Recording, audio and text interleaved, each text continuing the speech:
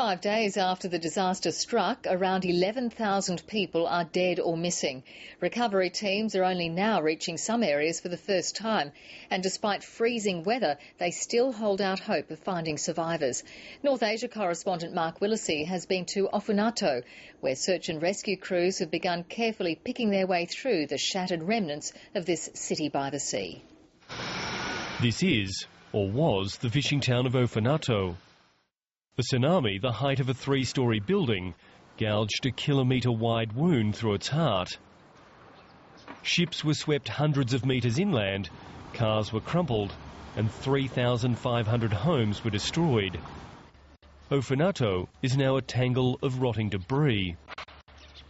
It's a beautiful, so the wave... Hisato Yamazaki fled for the hills as the wave approached. Yeah. There was no time to feel fear or horror, he tells me.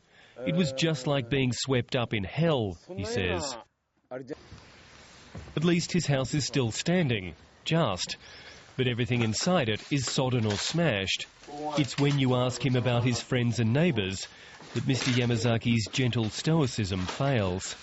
I've lost all my friends, he says. My best friend in the world is missing.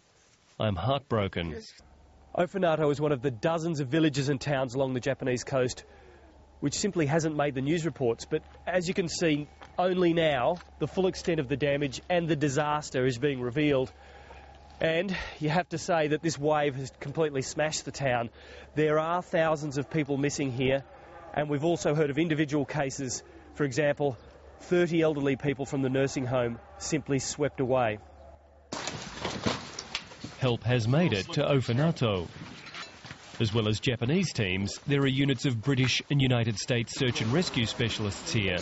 Battalion Chief Dave Stone from California is a veteran of Hurricane Katrina and the earthquakes in Haiti and Christchurch.